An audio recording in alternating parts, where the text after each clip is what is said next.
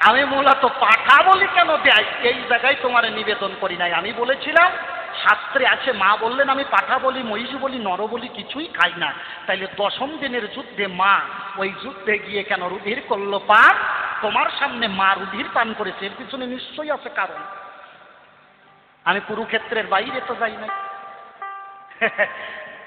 এখন তুমি যদি চালাকি করো, ভগবানের কাছে সবকিছুর জবাব থাকে, কিন্তু চালাকি করে জবাব দেবে না, এটা তোমার পার্সোনাল ম্যাটার, মানে ব্যক্তিগত ব্যাপার। যাক, এবার ছোট্ট করে একটা গান নেই, গানের সুরে সুরে আর 2-4 কথা বলি, সরে যাই ভাইয়া।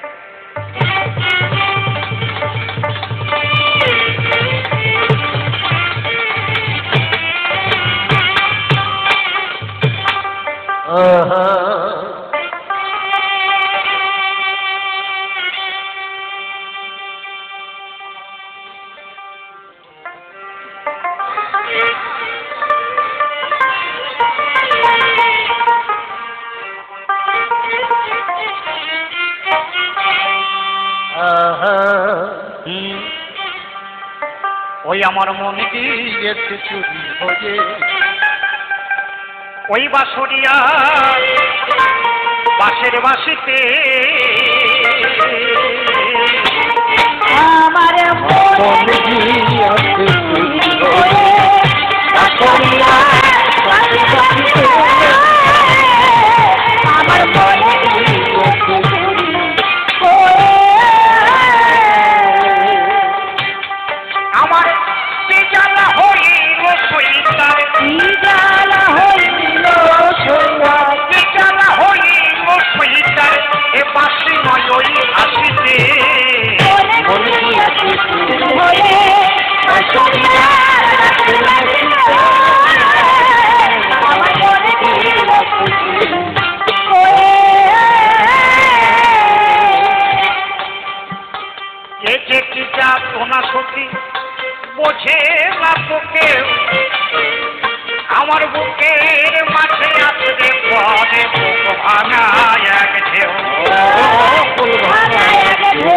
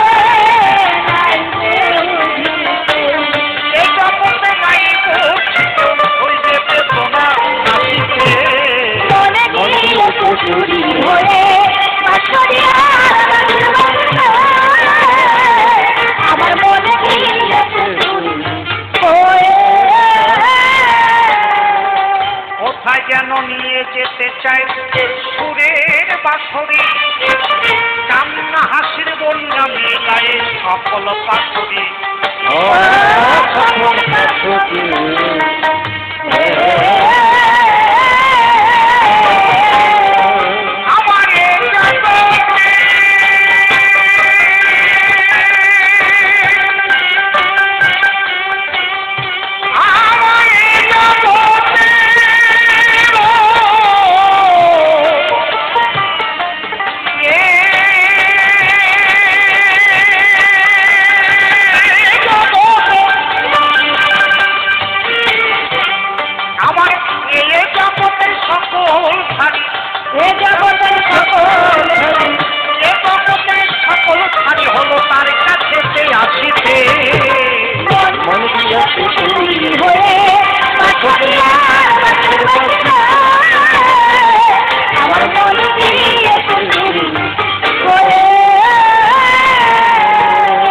কপাল দোষে পড়ে সখী সুরের জালে বাঁধা, সবাই প্রেম করে কেবল কলঙ্কিনী রাধা।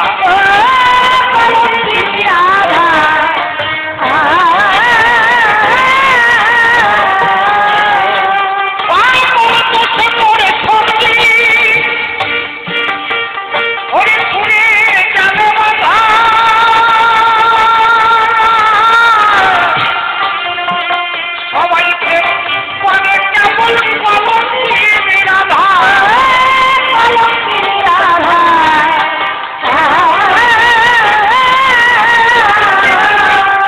আমার নাচ করিলে কোনের বাধা, নাচ করিলে কোনের বাধা হলো অকুলেতে ভাসিতে।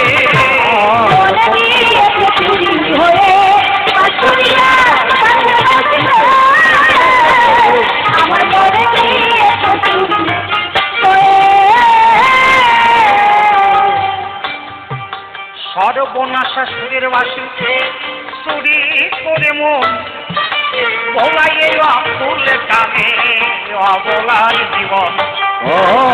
অবলার জীবন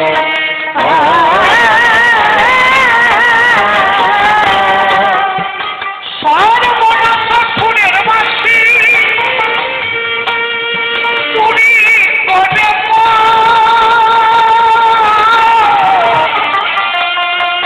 ভোলাইয়ে অকুল কামে অবলার জীবন।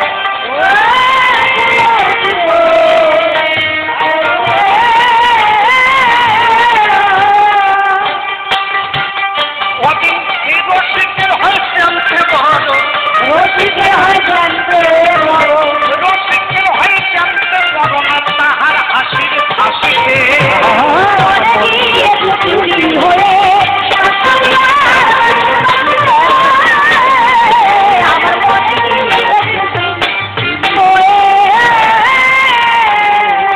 কল্পনাতে গান্ধারী আমি কবির কল্পনায় পক্ষেতেই আছেন আমার কৃষ্ণ রসময়।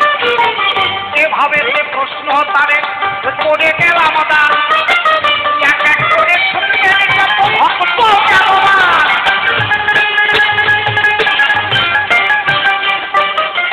দেখো তুমি স্বয়ং ভগবান, স্বয়ং ভগবান হয়ে তুমি আজকে দ্রৌপদীর পঞ্চ সন্তানের জন্য করিছ ক্রন্দন। সন্তানটা দ্রৌপদী, তাই নিজেকে তুমি সম্বরণ করতে পারছো না। তাহলে আমার কাছে বলো দেখি, দুর্যোধনকে আমি এই গর্বে ধারণ করেছি, আমার স্তন্য সুধা তাকে পান করাইছি। মা হয়ে সন্তানের বিয়োগ বেদনায় আমি না কেঁদে পারি নাকি? হ্যাঁ, বলল সকলের সকল কাজ করার প্রয়োজন না। বাবা, সব যুক্তি সব জায়গায় খাটে না। কারুর কানে যদি জল ঢোকে পুনরায় আপনি জল দেবেন, দেখবেন আগের জলটা বেরোয় গেছে। কিন্তু কানের কাঁধে যদি এক খামচা বা এক গোলা পচা কাদা ঢোকে, আপনি পুনরায় কাদা ঢোকান তো দেখেন তো কাদা বেরোয় নাকি? কান আটকে যাবে, বন্ধ হয়ে যাবে। শক্তির পূজা ততক্ষণ পর্যন্ত করা যাবে যতক্ষণ পর্যন্ত কৃষ্ণ প্রাপ্তি না হবে। কুরুক্ষেত্রের যুদ্ধে যে কৃষ্ণ বলছে আমি সত্যে সত্তা, আমি স্বয়ং, আমাতে এই বিশ্ব ব্রহ্মাণ্ড, আমাতে এই বিশ্ব ব্রহ্মাণ্ড, আমি সকল কিছু ধারণ করেছি। অর্জুনকে যিনি বিশ্বরূপ দেখাচ্ছেন, আচ্ছা আমার কাছে বলুন দেখি, যার দেহের ভিতরে বিশ্বরূপ আছে ওই কালী তার দেহের বাইরের নাকি? তাই শক্তির পূজা না করলে পরে যুদ্ধে জয়ী হওয়া যাবে না। অর্জুনের যদি শক্তির পূজা অনেক আগেই না হয়ে যেত, তাইলে তুমি কৃষ্ণ তার রথের সারথি হতে পারতে না। সব জায়গায় চালাকি। চালাকিটা কোথায় দেখেন? পিতামহ ভীষ্ম মহাকালকে উপাসকে বাঁধছে। অর্জুনের দেহের ভাগটা, দেহটা দেখতে অনেকটাই কৃষ্ণের ওই দুর্যোধনের মতো। শ্রীকৃষ্ণ যুধিষ্ঠিরকে বুদ্ধি দিল কি, কথা লবা, তুমি দুর্যোধনের রূপ ধারণ করি পিতামহ ভীষ্মে শিবিরে গিয়ে ওই বান তুমি ছলনা করে নিয়ে আসবা। দুর্যোধন কয় কি, ঠাকুর আমার সাহসে কুলোয় না। শ্রীকৃষ্ণ কয় আমি যাব। শ্রীকৃষ্ণ অর্জুনের সাথে গেল। দুর্যোধনের কণ্ঠ নকল করে অর্জুন পিতামহ ভীষ্মকে বলল, পিতামহ আপনার দেহের ভিতরে বাৎসল্য প্রেম অধিক, আমি জানি। আপনার একটা বাণী পাণ্ডবাদী সমস্ত সৈন্য সব নিধন হয়ে যায়, কিন্তু আপনি ওদেরকে বধ করছেন না। আপনার বাৎসল্য প্রেম আপনি অন্ধ হয়ে আছেন। তাই কথা হবে, আপনার কাছে যে 5টা বাণ আছে, মহাকালকেও বাণ, ওই 5টা বাণ আপনি আমারে দিয়ে দেবেন। পিতামহ ভীষ্ম অর্জুনকে ভাবল যে এই মনে হয় সত্যিই দুর্যোধন অর্জুনের কণ্ঠ নকল করেছে। বসে শোনেন সুবিজয় বাণগুলো যখন অর্জুনের কাছে দেয়, কৃষ্ণ সে জায়গায়ও একটা হাসি দেয়। কৃষ্ণের হাসি করিয়া শ্রবণ পিতামহ ভীষ্ম বলিছে তখন, আমি বুঝলাম আমার বাণ ছলনা করেছ তুমি মন মতো মতো। অর্জুনকে দিয়ে হরণ করালে, ঠাকুর তুমি যদি আমার কাছে এমনি চাইতে আমি তো তোমাকে দিয়ে দিতাম, সেখানেও ছলনা। কত কব কর্ণ অক্ষয় কবচ কুণ্ডল দিয়েছিল সূর্যদেব কর্ণকে, যে ওই অক্ষয় কবচ কুণ্ডল থাকা অবস্থায় কর্ণকে কেউ বধ করতে পারবে না। ইন্দ্রকে দিয়ে শ্রীকৃষ্ণ যুক্তি দিল, শোনো যদি কর্ণকে মারতে হয় কথা লও, কর্ণ হলো দাতা কর্ণ, ওর কাছে গিয়ে ওই অক্ষয় কবচ কুণ্ডল ভিক্ষা চাও। ইন্দ্র শ্রীকৃষ্ণের কথায় ভিখারির বেশ ধারণ করি কর্ণের কাছে গিয়ে বলল তোমার কাছে ভিক্ষা চাই। কর্ণ বলল কি? বলল ত্রিশক্তি অঙ্গীকারী আবদ্ধ হও, তা খাবো তাই দেবে। কর্ণ বলল হ্যাঁ দেবে। বলল তোমার ওই কবচ কুণ্ডল অক্ষয় কবচ কুণ্ডল ওইকে দিয়ে দেব। দেখেছেন কায়দাটা কোথায়? ও জায়গায়ও ছলো না কর্ণকে মারার জন্য। আর কব আর কব হ্যাঁ আরো আছে অনেক কথা। জয়দ্রথকে নিধন করেছিলেন, সেখানেও ছলনা। সূর্যদেবকে সুদর্শন চক্র দ্বারা ঢেকে দিয়েছে। অর্জুন প্রতিজ্ঞা করেছিল সূর্য অস্তের আগেই জয়দ্রথকে নিধন করব। ঢেকে দিয়ে জয়দ্রথ পাহাড়ের গুহায় লুকিয়েছিল। যখন দেখলো অন্ধকার হয়ে গেছে, জয়দ্রথ বাইরে এলো, কৃষ্ণ সুদর্শন চক্র সরিয়ে দিল, অর্জুন জয়দ্রথকে বধ করে দিল। এখানেও ছলনা। কত কব তোমার এই ছলনায় আমি কাঁদি, আমি এমনি কাঁদি না, যে স্বয়ং ভগবান তিনি আজকে পক্ষ নিয়ে ধ্বংসকে নিমজ্জিত দিচ্ছে। গান্ধারী অক্ষয় ব্রত করেছিল, দুর্যোধনকে বলল কথা বলে পবিত্র সরোবরে স্নান করে এসে তুমি বস্ত্রহীন অবস্থায় আমার সম্মুখে দাঁড়াবে, অন্তরে আসে ভাবো তোমার অঙ্গে হাত লাগিয়ে দেবো, তোমার দেহটা বস্ত্রের সমান হয়ে যাবে। শ্রীকৃষ্ণ দেখলো সর্বনাশ, দুর্যোধনের অঙ্গ যদি বস্ত্র সম হইয়া যায় তাইলে তো ভীম মারতে পারবে না। মা বলেছে দুর্যোধনকে বস্ত্রহীন অবস্থায় আসবে। শ্রীকৃষ্ণ কি করল? দুর্যোধন যখন স্নান করি বস্ত্রহীন অবস্থায় গৃহের দিকে গমন করল, শ্রীকৃষ্ণ দুর্যোধনের সামনে গিয়ে 2 হাত প্রসাদ দিয়ে করিয়ে দুর্যোধনকে কই ও বিয়াই ঘন্টা নাড়াতে নাড়াতে তাও জায়গায় তুমি রাজা মহাতেজা, তুমি যদি এইভাবে যাও লোকে তোমার খারাপ করে। কথা লবা তোমার এই কোটি দেশের মাঝ বরাবর অন্তত একটা কলার যাত্রা ধরাইয়ে নেবা।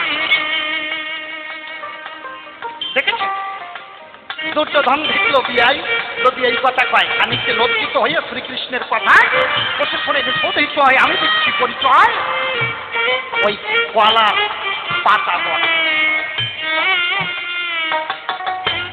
গান্ধারে গিয়ে দেখতে পেল দুর্যোধনের সমস্ত অঙ্গ আতুল অবস্থায় ছিল, শুধু ওইটুক জায়গায় ঢাকা। তখন গান্ধারী বলল শোনো আমার বাবা, তোমার সর্ব অঙ্গ বস্ত্র হলো, শুধু ওইটুক থাকলো কাপ।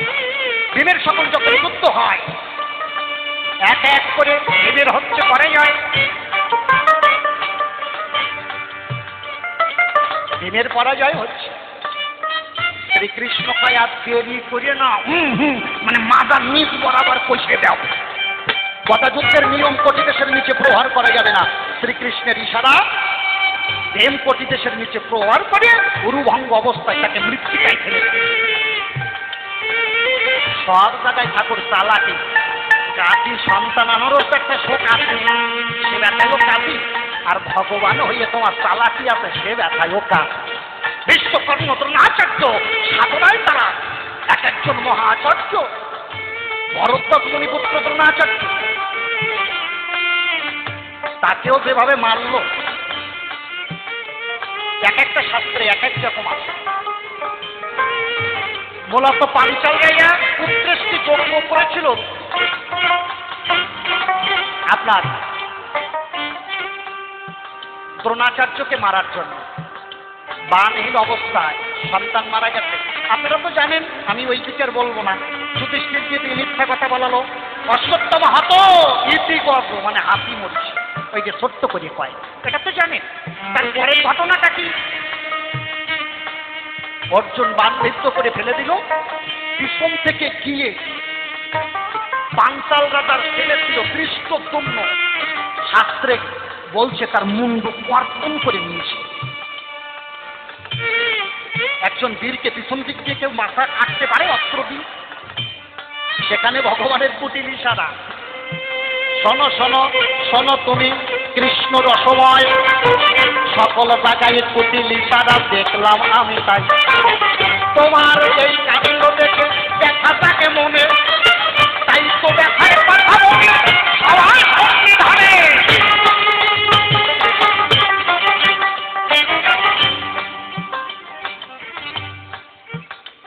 বলছে আমার ছেলে আততাই, 6টা দোষে দোষী।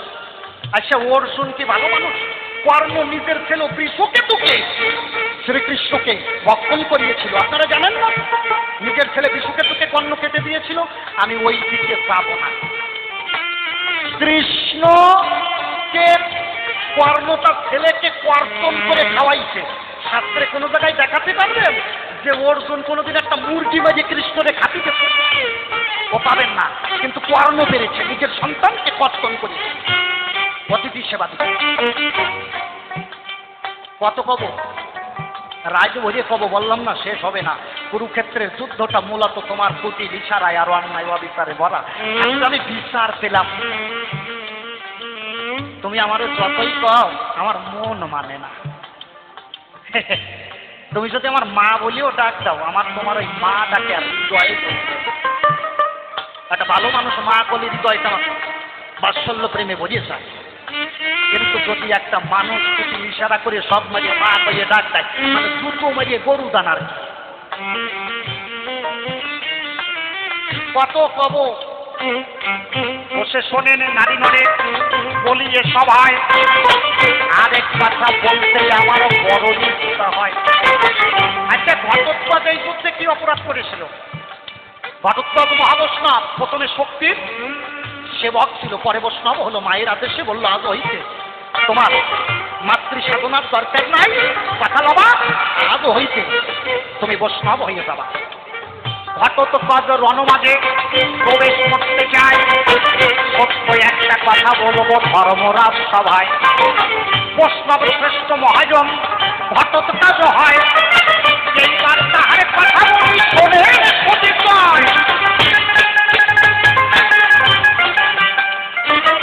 ঘটোৎকচের অপরাধটা কি? ঘটোৎকচ প্রতিজ্ঞা করলো এই যুদ্ধে যে পক্ষের পরাজয় হবে, যে পক্ষে কোনো বীর বেঁচে থাকবে না, আমি সেই পক্ষের হয়ে যুদ্ধ করবো। ঘটোৎকচের কাছে 3টে বাণ ছিল, 3টে বাণ ছিল। বললো এই 3টে বাণ দিয়ে আমি যুদ্ধ করব। 3 দিনের ভিতরে কুরুক্ষেত্রের যুদ্ধ শেষ। যদি পাণ্ডবদের কোনো বীর না থাকে তাহলে পাণ্ডবদের হয়ে যুদ্ধ করব, আর যদি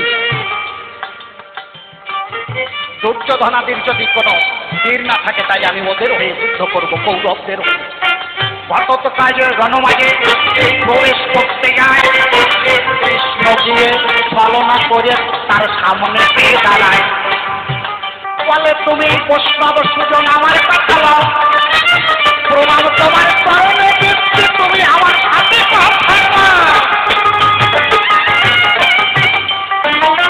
কৃষ্ণ গিয়ে ঘটোৎকচকে, বৈষ্ণব হলে এক বৈষ্ণবকে দেখলে প্রণাম করে। ঘটোৎকচ বলল আপনি আমাকে প্রণাম করলে, আপনার বেশভূষা দেখে মনে হচ্ছে আপনি একজন পরম বৈষ্ণব।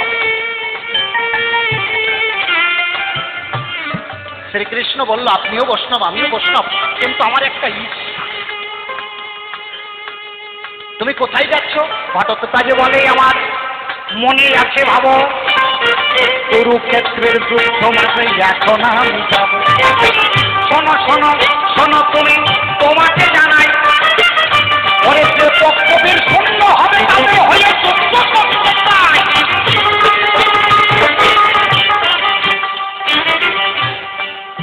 ও তুমি তাদের হয়ে যুদ্ধ করতে চাও, যে পক্ষে কোনো বীর থাকবে না তাদের হয়ে?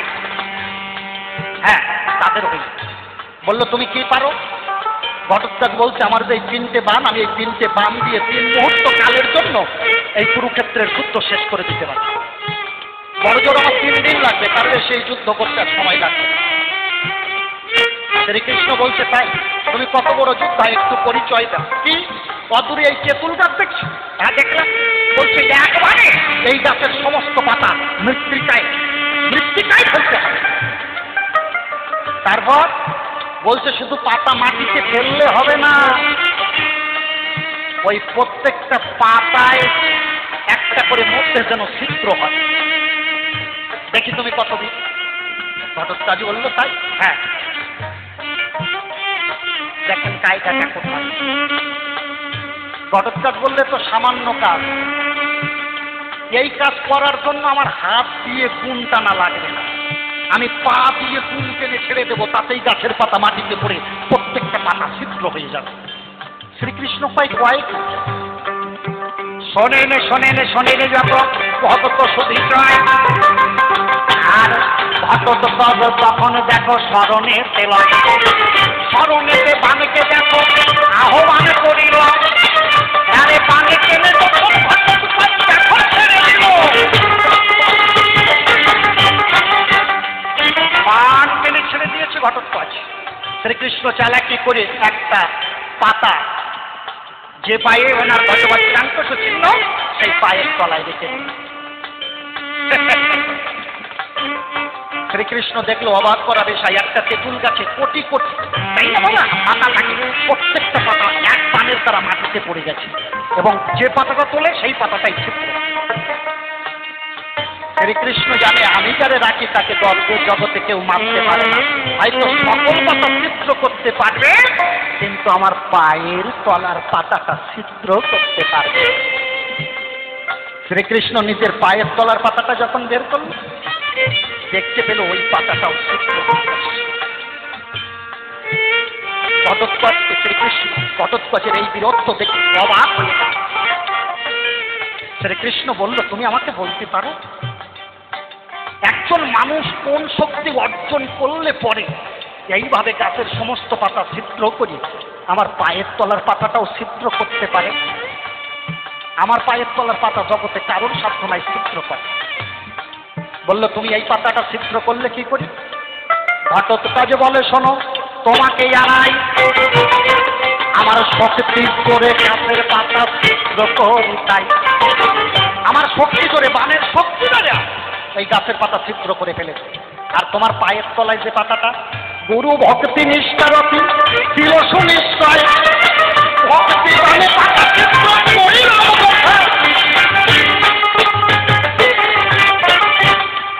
শ্রীকৃষ্ণ তাকে কাজ হয়ে গেছে। এ যুদ্ধে যদি ও যায় পাণ্ডবদের আমার বাবার সাধ্য নাই বেড়ে বাঁচায় রে ভাই। বলল তোমার কাছে হে মহাদেব আমি একজন বৈষ্ণব হয়ে ভিক্ষা চাই। এই বলল ত্রিশক্তি অঙ্গীকার করো, আমি তোমার কাছে যা চাইব তুমি আমাকে তাই দেবে? হ্যাঁ দেবে। দেবে? হ্যাঁ দেবো। সত্যি দেবে? হ্যাঁ দেবো। বলে দিন তুমি আমার কথা বলে বাবা তোমার জীবন অমূল্য, তোমার জীবন দিয়ে দেবা, তোমার এই জীবনটা আমাকে দিয়ে দাও। ঘটোৎকচ বৈষ্ণব কথা দিয়েছে জীবন দিতে হবে। ঘটোৎকচ বুঝতে পেরেছে এই মানুষ সাধারণ কোনো মানুষ নয়। কে তুমি? মানুষ রতন দেও পরিচয়, তোমার কাছে আজকে আমার জানতে ইচ্ছে হয়। জীবন দিয়ে দেব তোমায় মনে আছে ভাবো, তবে তোমার আসল পরিচয় আগে জানিব।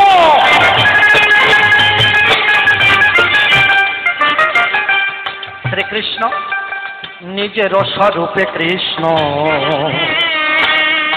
দেখো যে গেল শঙ্খ চক্র গদা পদ্ম তখনে ধরি ঘটক পড়ে গেল আমার কৃষ্ণের ডাকা পায়। একবার ভক্ত কৃষ্ণ হরি হরি বলে ছবি চায়।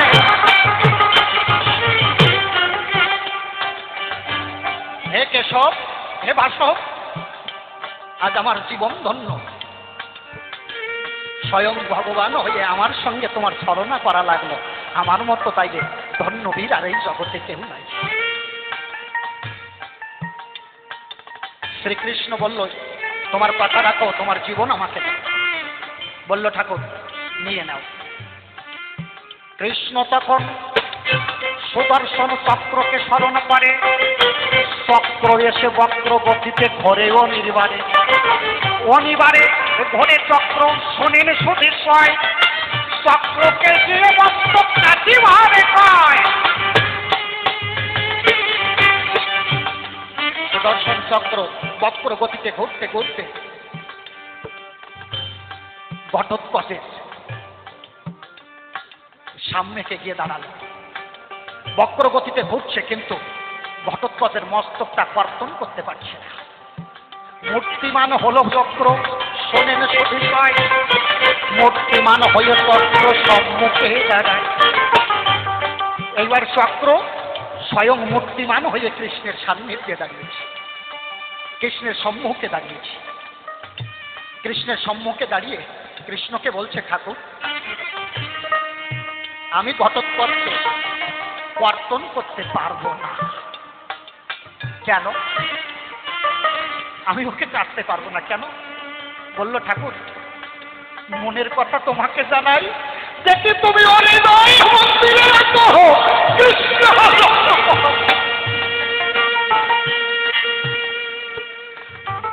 যে ভক্তের হৃদয় মন্দিরে হে বাসব, তুমি বসত করো, আমার কাছে বলো দেখি সেই ভক্তকে কর্তন করা যায়। ঘটোৎকচ চক্রকে আদেশ দিল, আমি কথা দিয়েছি, তুমি কৃষ্ণের আদেশে নয় আমার বাক্য রাখার জন্য তুমি আমার মস্তক কর্তন করো। তবে ঠাকুর আমার কথা লবে, এই যুদ্ধ আমার সরাসরি দেখার ইচ্ছা ছিল, তা তো আমার পূর্ণ হবে না। এই যুদ্ধটা তাতে দেখতে পারি তার ব্যবস্থা করে দিচ্ছি। শ্রীকৃষ্ণ বলল, অদূরে যে পাহাড় আছে তোমার মস্তক কর্তন করে ওই পাহাড়ে রেখে দেব। এই 18 দিন তোমার মস্তক জীবিত থাকবে, সমস্ত কুরুক্ষেত্রের যুদ্ধটা তুমি দর্শন করতে পারবে। ঘটোৎকচ বলল, ঠাকুর এই কুরু যুদ্ধ শুধু শেষ যুদ্ধ নয়, এই মানব জীবনের একটা যুদ্ধ। এই মানব জীবনের যুদ্ধের যেদিন অবসান হবে, আমার তো কিছুক্ষণ পরেই মরণ হবে। তুমি আমার কথা নিয়েও পরাণ প্রিয়, তুমি শেষের দিনে তোমার ওই রাগা চরণ দিয়ে তোমাকে তোমার ওই রাগা চরণে আমাকে আশ্রয় দিও। এই হেন ভক্ত যেজন্য দেখো বিশ্ব বসুধায়, কোন পাপের পরে তাকে মারলে সময়।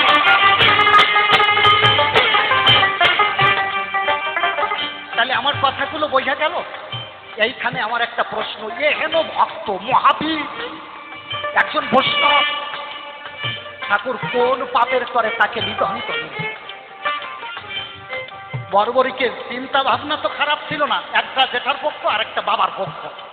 দেখলো দুইজনই আত্মীয় অন্তরে আছে, ভাবো দুইজনই যদি আমার রক্তের হয়, যে কোনো এক রক্তের হয়ে আমি যুদ্ধ করব, তাহলে তার অপরাধ কোথায়? কিসের তরে মস্তকে নিবে বলিবে করিবে বর্ণন, তোমার রাঙা চরণে আমার রইল নিবেদন।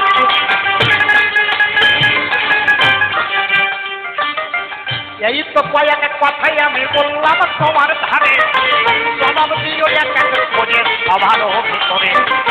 সতী ধর্ম রক্ষা করি শোনেন সুধীশ্বয়, কেন আমার এত পুত্র হয়ে গেল হয়।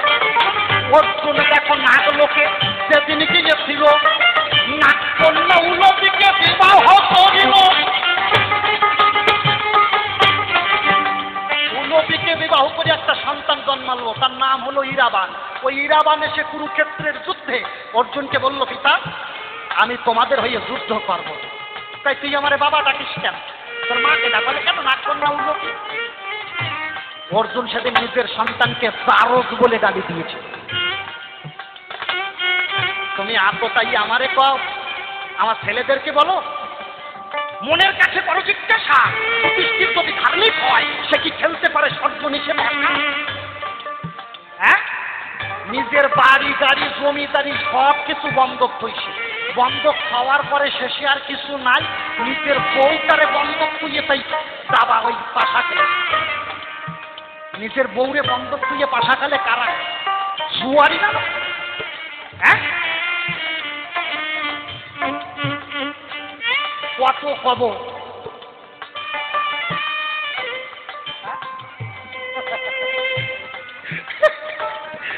আরো কম না বাবা, ব্যাপার কি না, ব্যাপার হচ্ছে পাওয়ার সময় কত।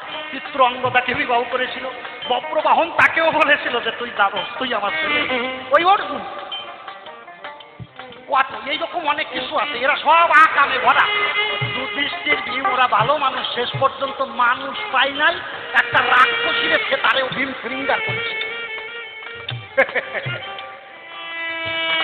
কত খবর, তারে বিবাহ করেছিল না ভীম, তারই পুত্রই তো। কত খবর, ভীমের পুত্র ঘটোৎকচ, ঘটোৎকচের পুত্র বর্বরী, এই বর্বরীটি কৃষ্ণ। আর কত খবর, তাইলে প্রত্যেকটা জায়গায় একটা করে কথা আছে।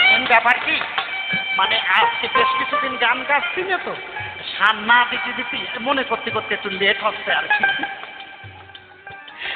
তবে এইগুলো জিজ্ঞাসা করলাম কেন, আমার মনে বিশাল জিজ্ঞাসা। আমি যদি সুভাষ সরকার হয়ে বলি তাহলে গুরুর কাছে নিবেদন জানতে ইচ্ছা, আর যদি ভূমিকার উপরে বলি শ্রীকৃষ্ণ শুনিয়ে বুঝিয়ে কথা কম। আমি ক্ষেত্রের বাইরে তোমাকে নিবেদন করি। আমি বলেছিলাম মা 10ম দিনের যুদ্ধে তোমার সম্মুখে এসে যে মা মহাবৈষ্ণবী পাঠা বলি খায় না, নর বলি খায় না, সেই মা কেন রক্ত আহার করলেন? নিশ্চয় একটা কারণ আছে। তাই তোমার সন্তান শোকে এত কথা মনে আসে কোন জায়গা দিয়া? বেশি শোক হলি মাঝে মাঝে রাগ হয়, রাগের খেলায় কথা আসে। কুরুক্ষেত্র তো এইটুখানি জায়গা না, একটা বিরাট জায়গা, বিস্তীর্ণ জায়গা। কুরুক্ষেত্রের যুদ্ধের কথা করিলে বর্ণন, তাই তো তোমার কাছে আমার রইল নিবেদন। অনেক কথা বললাম তোমার কাশিয়া সভায়, এক এক করে জবাব দেবে কৃষ্ণের সময়।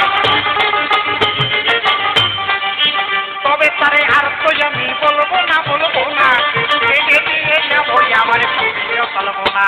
আর এরপরে কৃষ্ণই আমার সভাতেই আসিবে, তাহার ভাবের কথা খুলিয়া কহিবে। দেখিয়ে সে কোনো বা ভাবে কোনো বা কথা কয়, কোনো বা ভাবে তবে তাহার ভাবের পরিচয়। যথা বাচ্চা বলবো না, তবে ঠিক বেশি বলবে বুঝির মাঝে হবে দেখি শেষ করিয়া যাব, পরানো ভরে তাহার কথা শুনিয়া পেলাম। যাকে চলে বেশি বলে কোনো দরকার নাই, এই কবির পালা এইখানে ক্ষান্ত করতে চাই। এরপরে কৃষ্ণই আমার সভাতেই আসিবে, তার ভাবের কথাগুলি শুনিয়া কহিবে। আরে দেখি সে কোনোভাবে কোনো কথা কয়, আর কোনোভাবে চলে তার ভাবের পরিচয়। এই পর্যন্ত আমার মতো ভাবের ক্ষান্ত হলো। এইবার যার যার ইষ্ট পিতে প্রেমানন্দে ভগত বৃন্দে হরি।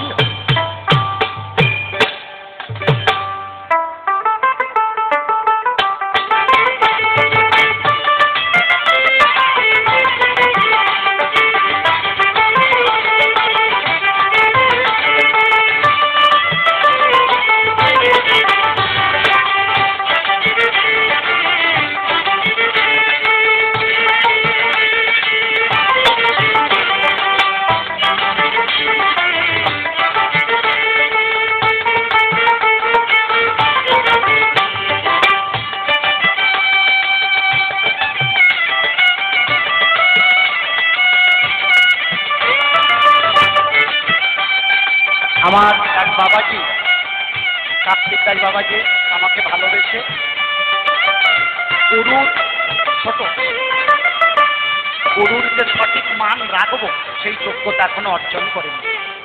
তথাপি অসীমবাবুর মতো একটা সম্পদের সঙ্গে গান গাওয়া পরম সৌভাগ্য।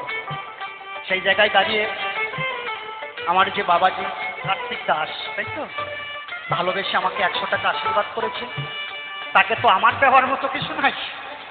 আপনারা আমার দয়াল দীনবন্ধু রসমাইয়ের কাছে কামনা করবেন যতদিন জগতে থাকে সবাইকে নিয়ে যেন কুশল মঙ্গলে থাকে, যতদিন এই পৃথিবীতে থাকে ততদিন যেন ভক্ত সঙ্গে প্রেম তরঙ্গে তার হরি কথায় দিন অতিবাহিত হয়।